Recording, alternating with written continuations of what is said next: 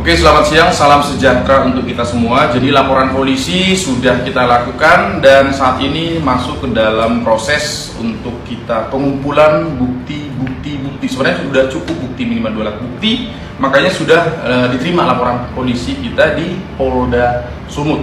Ya, dan pasal yang dikenakan itu adalah pasal 28 ayat 2. Ya, dan dijuntokan ke pasal 45A ayat 2 di mana hukuman penjara maksimal 6 tahun dan denda 1 miliar rupiah. Jadi dengan kronologis dan videonya sudah dapat dipublish, di mana yang mempublish pertama adalah terlapor. Jadi unsurnya sudah sangat cukup dan juga saya bersama dengan beliau di mana salah satu yang menviralkan bahwa tujuannya adalah untuk demi kepentingan bersama, tidak hanya perorangan, tidak hanya yang Nasrani, tapi untuk seluruh masyarakat Indonesia biar tidak ada lagi kejadian-kejadian yang begitu. Ya. Jadi ini kita sudah bikin laporan untuk Ratu Entok.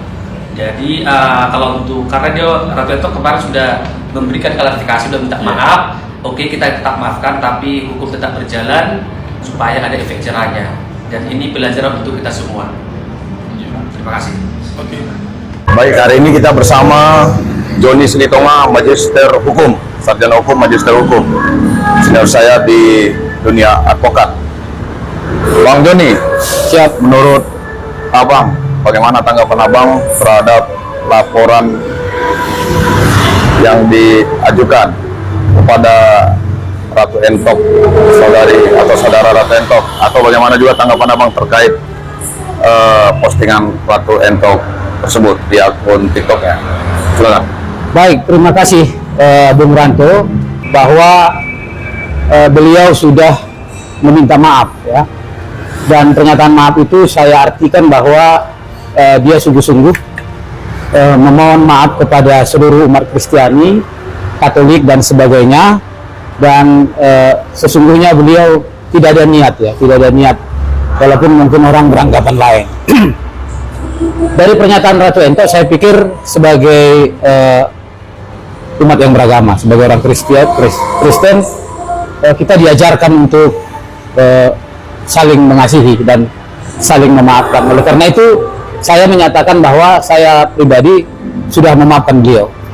Dan saya memohon juga kepada seluruh umat Kristiani untuk memaafkan Ratu Entok. Sehingga itu betul-betul menjadi teladan bagi seluruh masyarakat Indonesia kehidupan bertoleransi di negara ini. Baik, ya soal memaafkan itu kan soal yang berbeda. Kalau orang yang melaporkan itu telah memaafkan dia, tapi kemudian meminta laporan tersebut ditindaklanjuti secara hukum, karena kan Anda katakan Anda pemaaf, ya silakan Anda pemaaf, tapi apakah maaf bisa menghapuskan proses hukum yang dimintakan atau dituntut oleh pihak lain yang merasa dirugikan? Ya, Bung Lanto, bercermin dari hukum kita, sesungguhnya hukum yang tertinggi itu adalah berdamai. Ya, sah-sah saja bahwa saudara-saudara saya umat Kristiani menyuarakan hal ini, menyatakan protes sekeras-kerasnya bahwa memang tindakan itu intoleransi. Tapi dalam konteks hukum juga diberi peluang kepada kita, ada hukum yang lebih indah dan sejuk, ada kata perdamaian. Sehingga sesungguhnya konsep restoratif justice itu dimungkinkan ke semua persoalan hukum, kecuali hal-hal yang di luar dari hal seperti ini.